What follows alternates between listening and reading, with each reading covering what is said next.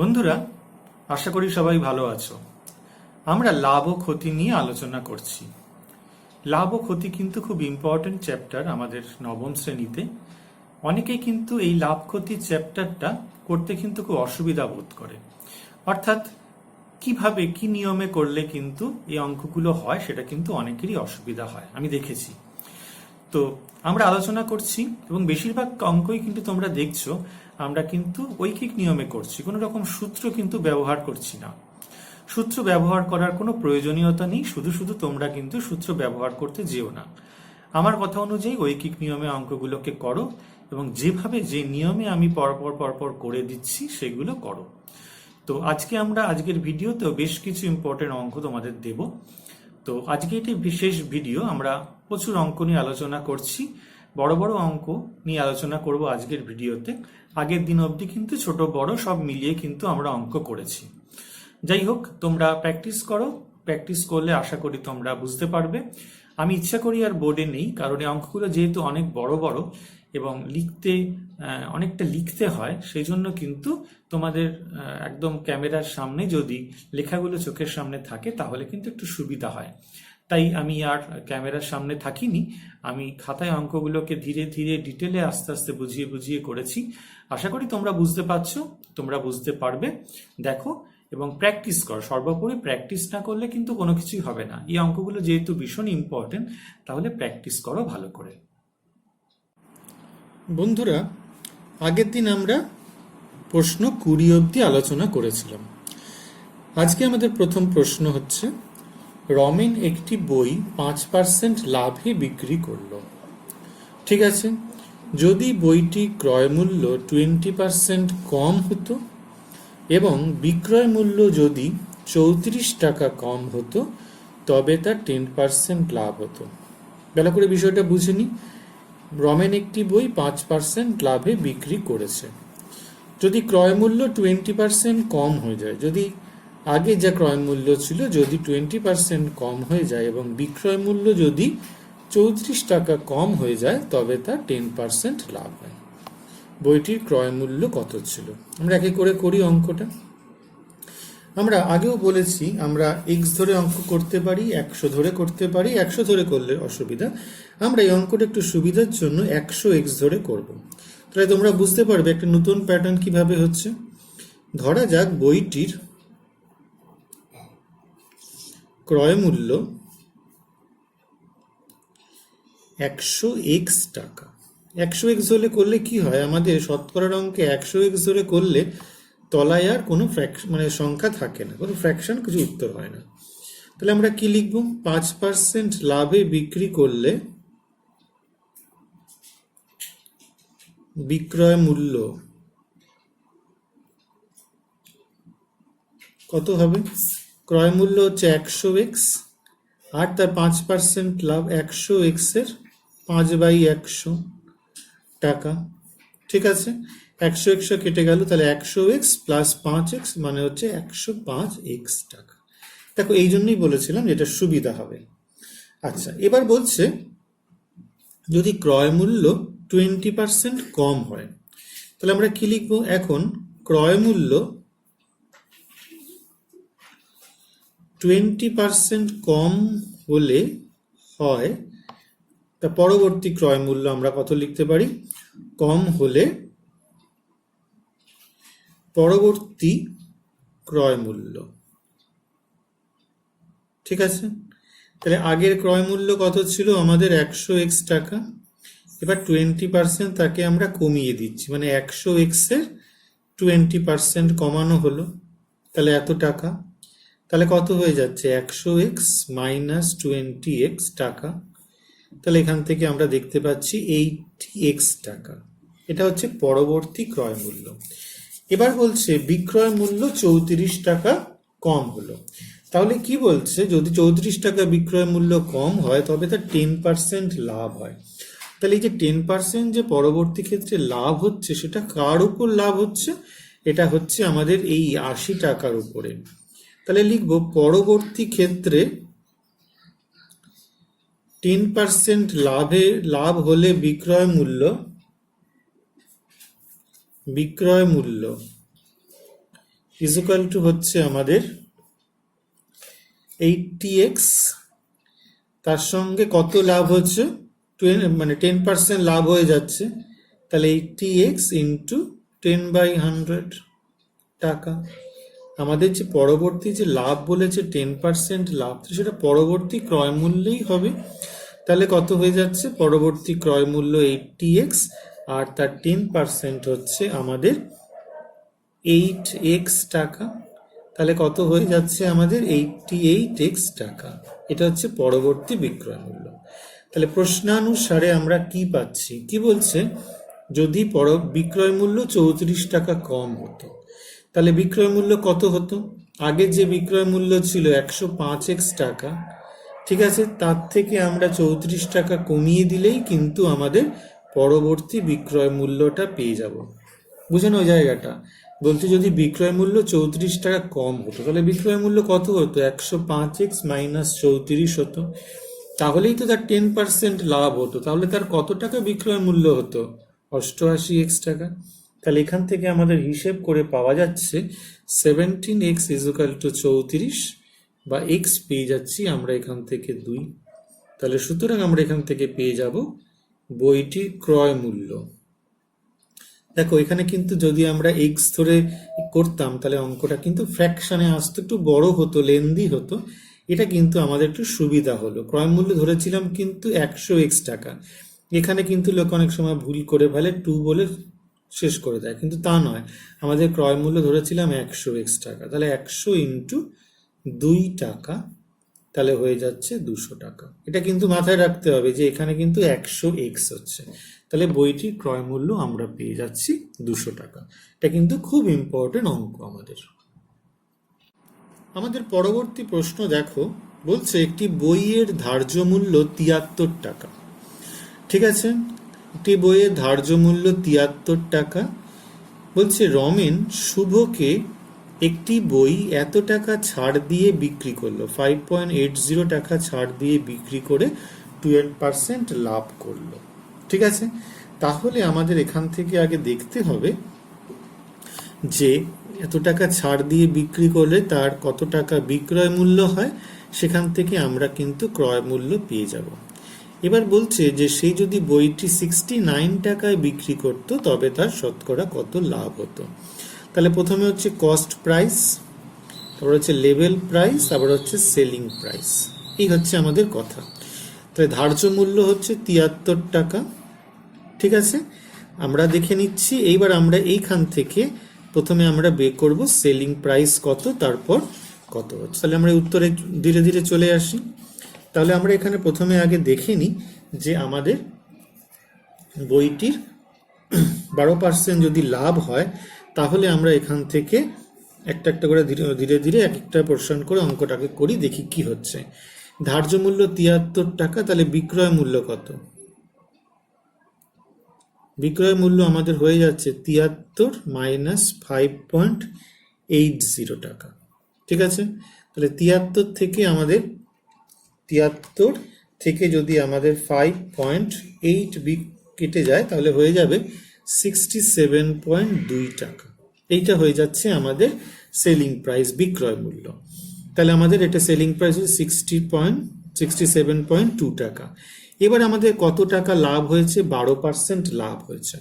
তাহলে আমাদের হয়েছে লাভ হয় 12%, তার মানে কি 112 টাকা বিক্রয় মূল্য হলে, খুব সোজা, ভালো করে দেখে নাও, বিক্রয় মূল্য হলে ক্রয় মূল্য কত বলো, আমরা আগের দিন শিখিয়েছি 100 টাকা, আর একে কত হলে, আর 67.2-তে হলে কত হবে, ক্রয় মূল্য কত হবে, 100 ডিভাইডেড বাই 112 ইন্টু 67.2 টাকা, এইটা হয়ে যাচ্ছে আমাদের ক্রয় মূল্য। তাহলে এটাকে আমাদের হিসাব করতে হবে, ক্যালকুলেশন করতে হবে, তোমাদের ক্যালকুলেশন করে আমরা এখান থেকে কত পাচ্ছি দেখে নিই। আমরা এখান থেকে পেয়ে যাচ্ছি 60, ঠিক আছে। তাহলে কলমটির ক্রয় মূল্য, সুতরাং আমাদের এখান থেকে বই আছে, আমাদের বইটির ক্রয় মূল্য আমরা এখান থেকে পেয়েছি, খুব সোজা ব্যাপার, বইটির ক্রয় মূল্য হচ্ছে 60 টাকা। তাহলে আরেকবার দেখে নি, রিকল করছি কি বিক্রয় মূল্য আমাদের এখান থেকে ধরেছে। বিক্রয় মূল্য হচ্ছে প্রথমে ধার্য মূল্য 73 টাকা, বিক্রয় মূল্য হচ্ছে 67.2 টাকা, এনি কোনো সন্দেহ নেই। এইবার কি আসছে, এই 67.2 টাকায় বিক্রি করে তার কিন্তু 12% লাভ হয়েছিল। তাহলে 12% লাভ হয়েছে মানে 112 টাকা বিক্রয় মূল্য হলে ক্রয় মূল্য 100 টাকা, আর 67.2 টাকা বিক্রয় মূল্য হলে ক্রয় মূল্য 60 টাকা। তাহলে আমাদের বইটার ক্রয় মূল্য বেরিয়ে গেল হচ্ছে 60 টাকা। এইবার হচ্ছে কথা, এখান থেকে এখানে করেছে 12% লাভে, এইবার সে বিক্রি করবে 69 টাকায়। এখান থেকে এখানে সে বিক্রি করবে 16, আগে কিন্তু এখান থেকে এখানে বিক্রি করে তার 12% লাভ হয়েছিল, প্রফিট হয়েছিল। এবার আমাদের এখান থেকে দেখতে হবে তার কত পার্সেন্ট প্রফিট হয়। তাহলে আমাদের কি লিখব, বইটি 69 টাকায় বিক্রি করে লাভ হয় কত টাকা, 69.60 টাকা, তাহলে হচ্ছে 9 টাকা। ঠিক আছে, তাহলে লাভের হার আমরা এখান থেকে জেকে দিতে পারবো। লাভের হারের সূত্র আমরা জানি, ইজ ইকুয়াল টু লাভ ডিভাইডেড বাই ক্রয় মূল্য ইন্টু 100%। লাভ হচ্ছে 9 টাকা, ক্রয় মূল্য হচ্ছে আমাদের 60 টাকা, আর 100%। এবার হিসেব তো তোমাদের করতে হবে, টাকা টাকা এখানে কেটে গেল, তাহলে আমাদের একটা শূন্যও কেটে গেল, তাহলে 90 ডিভাইডেড বাই 6, তাহলে আমাদের লাভ হয়ে যাচ্ছে আমাদের 15%। তাহলে সুতরাং আমাদের পরবর্তী ক্ষেত্রে বিক্রি করে লাভ হয়ে যায় 15%। বুঝতে পেরেছ? তাহলে আগের বারে লাভ হয়েছিল 12%, পরবর্তী লাভ হয়ে যাচ্ছে আমাদের 15%। খুব ইম্পর্টেন্ট অঙ্ক। বন্ধুরা, আমাদের পরবর্তী প্রশ্ন 23, ভীষণ ইম্পর্টেন্ট অঙ্ক, ভালো করে একটু বুঝে নিই। রমেন দুটি বই প্রতিটি 2496 টাকায় বিক্রি করলো। ঠিক আছে, দুটো বই দুটোই হচ্ছে 2496 টাকায় বিক্রি করেছে। তাহলে আমাদের কি কি হচ্ছে, আমরা একটু ছবিটা যদি বুঝি, আমাদের এখানে হচ্ছে কস্ট প্রাইস আর এটা হচ্ছে সেলিং প্রাইস। যদি এরকম বিষয়টা হয়, আমরা ছোট করে একটুখানি বুঝে নিই। তাহলে দুটোরই হচ্ছে সেলিং প্রাইস আমাদের 2496 টাকা, এইটা হচ্ছে 2496 টাকা, দুটোরই। ঠিক আছে তো, তাহলে প্রথমটিতে তার লাভ হয়েছে আমাদের 4% লাভ, +4%, পরেরটাতে তার 4% ক্ষতি হয়েছে, -4%। এই দুটো জায়গা থেকে আমরা দুটোরই কস্ট প্রাইস বের করতে পারবো। তাহলে আমরা এই টোটাল কস্ট প্রাইসের উপরে দেখব কত টাকা লাভ না ক্ষতি হয়েছে। ঠিক আছে, তাহলে আমরা একটা একটা করে উত্তরে আসি। তাহলে প্রথমটা আমরা ঐকিক নিয়মেই করব, যে প্রথমটিতে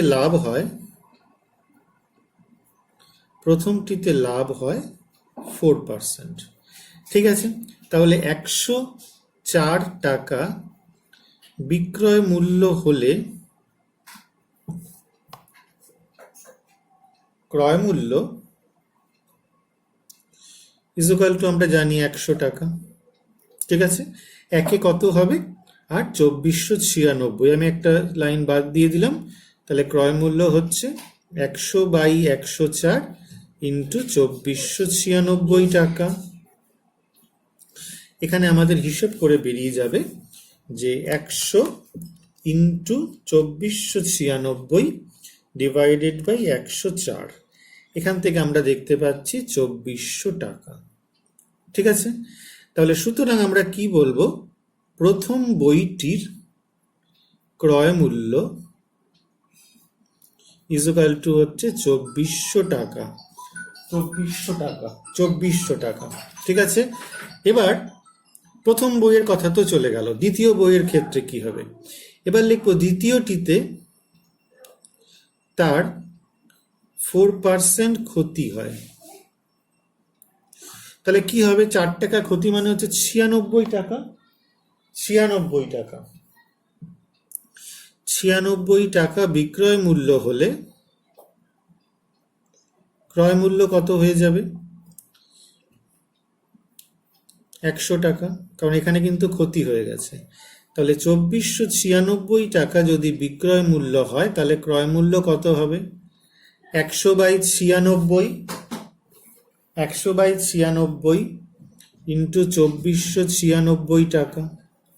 ঠিক আছে, তাহলে কত হচ্ছে 100, ক্যালকুলেশন কিন্তু করতে হবে, 2496 ডিভাইডেড বাই 96, তাহলে এখান থেকে আমরা পেয়ে যাচ্ছি 2600 টাকা।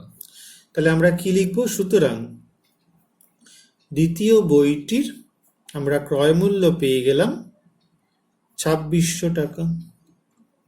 ঠিক আছে, তাহলে সুতরাং দুটি বইয়ের মোট ক্রয় মূল্য ইকুয়াল টু হচ্ছে 2400 একটা, আর একটা হচ্ছে 2600 টাকা। একটা 2400 টাকা, একটা 2600 টাকা। ঠিক আছে, আমাদের কিন্তু পুরোটা মোটের উপর, আমরা আবার এখান থেকে লিখে নিচ্ছি।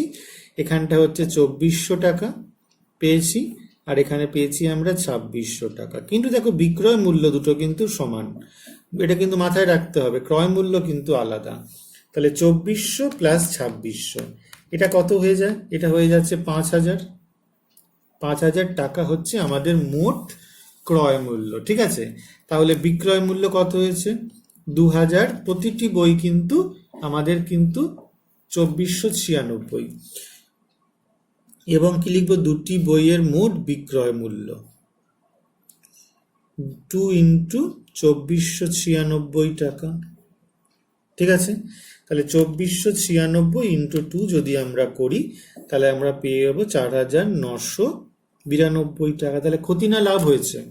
তাহলে সুতরাং ক্ষতি হয় 5000 মাইনাস 4992 টাকা।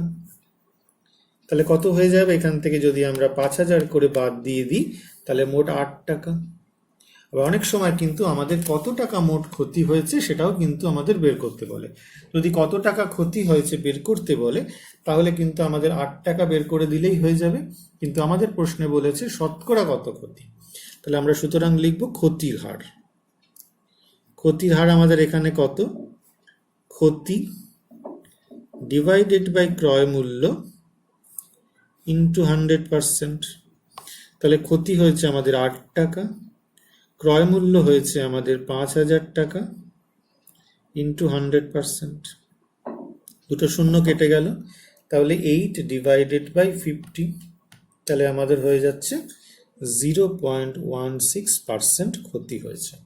ঠিক আছে, তাহলে আমাদের এটা কিন্তু একটা খুব ইম্পর্টেন্ট অঙ্ক। আমরা একটুখানি হিন্ট দিই, একটা নোট ভালো করে দেখে নাও। নোটটা কি? কোনো একটা বই মনে করো দুটো একই দামে কিন্তু বিক্রি করবে, দুটো একই দামে বিক্রি করেছো, একটার থেকে 10% যদি লাভ, আরেকটার থেকে যদি 10% ক্ষতি হয়, তাহলে দুটোর কিন্তু বিক্রয় মূল্য কিন্তু সমান হতে হবে। বিক্রয় মূল্য কিন্তু সমান। ঠিক আছে, আমি কিন্তু বিষয়টা একটু বলে দিই, দুটোরই কিন্তু বিক্রয় মূল্য সমান। ঠিক আছে, কিন্তু একটাতে 10% লাভ, একটাতে 10% ক্ষতি। তাহলে আমাদের সব সময় ক্ষতি হবে, সব সময় ক্ষতি হবে। তাহলে ক্ষতির হারটা কি করে বের করব? প্রথমে আমরা দুটোকে গুণ করব, 10 আর 10 গুণ করলে 100, আর ভাগ করব কত দিয়ে? 100 দিয়ে। তাহলে 1% ক্ষতি। ঠিক আছে, আচ্ছা এই অঙ্কের ক্ষেত্রে কি ছিল? 4%। 4%, তাহলে 4 4 16, 16কে কত দিয়ে ভাগ করব? 100 দিয়ে। তাহলে কত হয়ে গেল? 0.1% ক্ষতি। ঠিক আছে, যদি 20% লাভ 20% ক্ষতি হয়, তাহলে 20 করব, ডিভাইডেড বাই 100 করব, তাহলে 4% ক্ষতি। সব সময় কিন্তু এই নিয়মটা হবে। তাহলে আমরা শর্টকাট নিয়ম এটা জানি, আমাদের কম্পিটিটিভ এক্সামে বিভিন্ন জায়গায় কিন্তু এই শর্টকাট নিয়মটা কিন্তু আসে, তো তোমাদের এই ক্ষেত্রে বলে দিলাম। নেক্সট প্রশ্ন খুব ইম্পর্টেন্ট, বলছে একজন পুস্তক প্রকাশক 2000 কপি বই ছাপাবেন। ঠিক আছে, তো তার জন্য তিনি খরচ করেছেন 3875 টাকার কাগজ কিনেছেন, 3315 টাকার ছাপা খরচ হিসেবে ব্যবহার করেছেন, আর 810 টাকার বাধাই খরচ করেছেন। তাহলে আমরা এখানে 2000 কপি বই তৈরি করে উৎপাদন ব্যয়টা কিন্তু আমরা পেয়ে যাব। ঠিক আছে, উৎপাদন ব্যয় মানে হচ্ছে আমাদের যেটা তৈরি করতে ম্যানুফ্যাকচারিং কস্ট, সেটা কিন্তু আমরা পেয়ে যাব। ঠিক আছে, এরপর তিনি কি করবেন? বইয়ের উপরে একটা লেবেল প্রাইস লাগাবেন, তারপরে তিনি আবার বইটাকে সেল করবেন। ঠিক আছে, এবার ম্যানুফ্যাকচারিং কস্ট কত সেটা আমরা বের করব। এইবার লেভেল প্রাইসটাকে বলেছে এমনভাবে স্থির করতে হবে যাতে লেভেল প্রাইসের ওপরে 20% ছাড় দিয়ে দেবেন, ছাড় দিয়ে সেল করে দেবেন। ঠিক আছে, লেভেল প্রাইসের উপরে কত টাকা কত ছাড় দেবেন? 20% ছাড় দেবেন। ঠিক আছে, তাহলে তিনি সেল করে দেবেন। তাহলে তবুও তার এইখান থেকে এই অবধি 20% লাভ হবে। ঠিক আছে, বুঝতে পেরেছ? তার 20% লাভ হবে। তাহলে এইখান থেকে যদি আমরা যাই সেলিং প্রাইস অবধি, তাহলে তার আবার 20% লাভও হবে। তাহলে আমাদের দেখতে হবে যে আমাদের প্রতিটি বইয়ের ধার্য মূল্য কি কি করতে হবে। তো একটা একটা করে আসি আমরা। প্রথম কথা হচ্ছে মোট উৎপাদন ব্যয়টা আগে বের করি। মোট উৎপাদন ব্যয় কি কি টাকা খরচ করেছি আমরা? খুব সোজা, 3875, 3315 আর 810 টাকা। এই এতটা আমরা খরচ করেছি। মোট এত খরচ করেছি আমরা। মোট কত টাকা খরচ করেছি? 8000 টাকা। তাহলে এই 8000 টাকাটা খরচ করেছি কার জন্য? 2000 বই ছাপানোর জন্য। ঠিক আছে, তাহলে আমরা এখান থেকে কি লিখতে পারবো? সুতরাং প্রতিটি বইয়ের উৎপাদন ব্যয়, সুতরাং প্রতিটি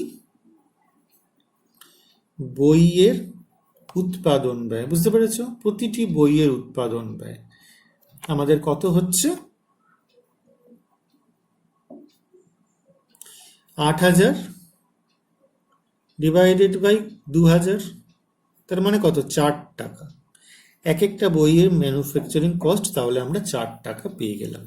এবার তাকে 20% লাভ করতে হবে। তাহলে 20% লাভ হলে, তাই তো, এখান থেকে 20% লাভ হবে হলে প্রতিটি বইয়ের বিক্রয় মূল্য, তাই তো, প্রতিটি বইয়ের বিক্রয় মূল্য কত করতে হবে আমরা বুঝতেই পারছি।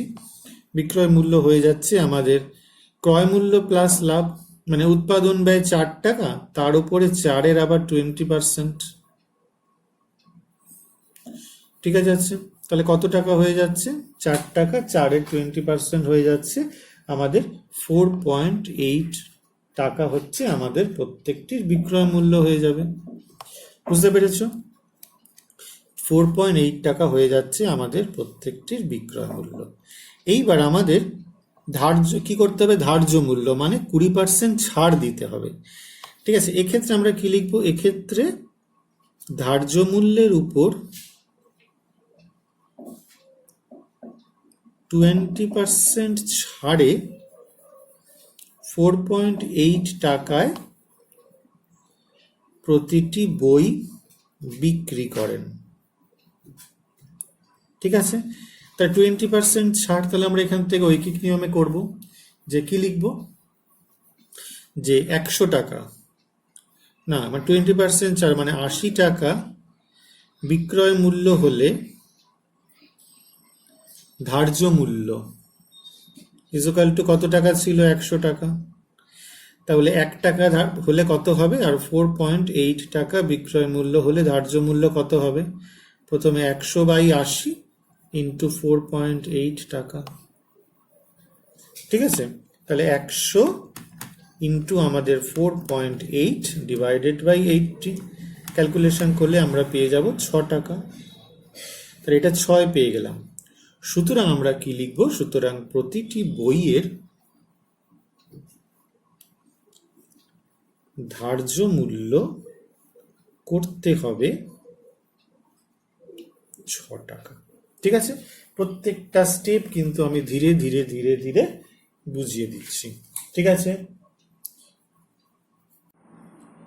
এবারের প্রশ্নটা একটু জটিল আছে।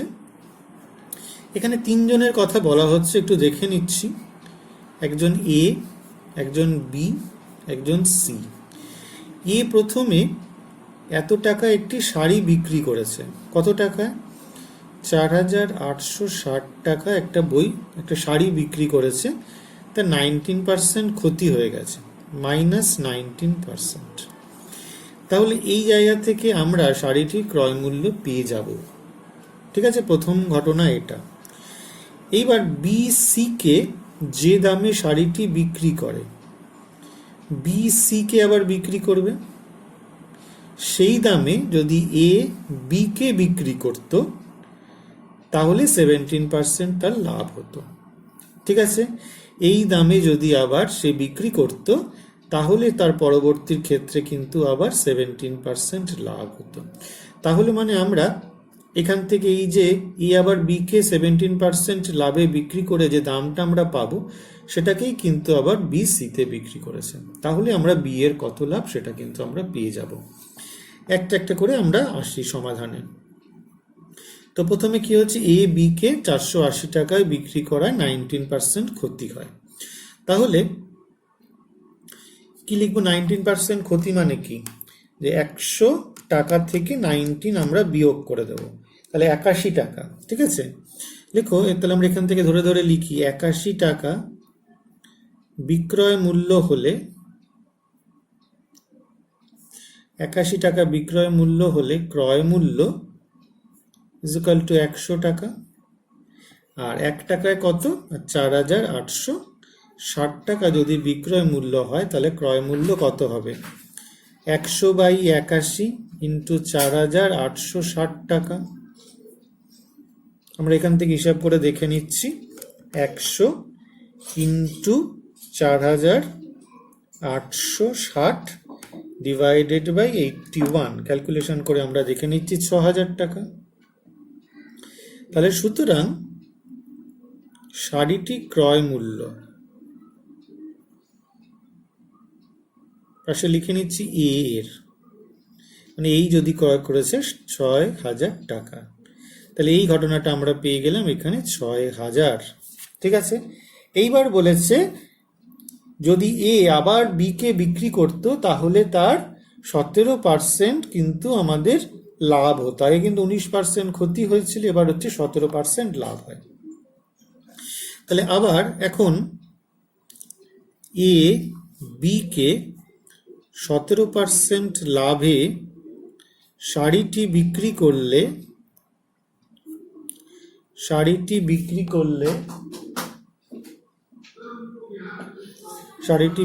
করলে বিক্রয় মূল্য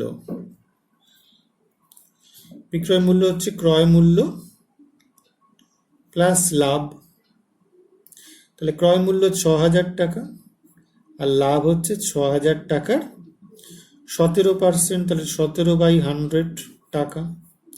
তাহলে আমরা এখান থেকে হিসাব করে নিতে পারবো 6000 আর 6000-এর 17%। ঠিক আছে, তাহলে এখান থেকে আমাদের হিসাব করে বেরিয়ে যাচ্ছে, ক্যালকুলেশন করে তোমরা দেখে নেবে, এটার উত্তর বেরিয়ে যাবে 7020 টাকা। তাহলে এই পরবর্তী ক্ষেত্রে এটার হয়ে গেল 7020 টাকা। ঠিক আছে, কোনো অসুবিধা নেই। এইবার বলেছে কি, বি সি কে যে দামে শাড়িটি বিক্রি করে, বি সি কে যে দামে শাড়িটি বিক্রি করে সেই দামে যদি এ বি কে বিক্রি করতো তাহলে তো 17% লাভ হতো। তাহলে বি সি কে কত দামে বিক্রি করেছিল, তাহলে 7020 টাকাই হবে, একই জিনিস। তাহলে আমরা লিখবো, সুতরাং বি সি কে 7020 টাকায় শাড়িটি বিক্রি করে, তাই তো, শাড়িটি বিক্রি করে। তাহলে বি এর লাভ কত হয়, বি এর লাভ কত, 7020। বি কত টাকায় কিনেছিল, 4860 টাকায় কিনেছিল, তাই কি না, কারণ শাড়িটা এর কাছ থেকে 4860 টাকা বি এর কাছে গেছিল, তার মানে বি কিনেছিল। তাহলে বি আবার সি কে 7020 টাকায় বেচে দিল, তাহলে 7020 মাইনাস 4860, তাহলে আমাদের লাভ হয়ে যাচ্ছে বি এর 2160 টাকা। ঠিক আছে, তাহলে সুতরাং আমরা বলতে পারবো, এবারে বি এর লাভের হার চাই, তাহলে আমরা সুতরাং লিখি বি এর লাভের হার ইকুয়াল টু কি হবে, লাভ ডিভাইডেড বাই ক্রয় মূল্য ইন্টু 100%। লাভ কত টাকা, 2160 টাকা। কত টাকায় কিনেছিল, 4860 টাকায় কিনেছিল, ইন্টু 100%। এটা ক্যালকুলেশন নিজেকেই করতে হবে, করলে আমরা পেয়ে যাব 44.4%। তাহলে বি এর লাভ হয়ে যাচ্ছে 44.4%। 4 এর 9%।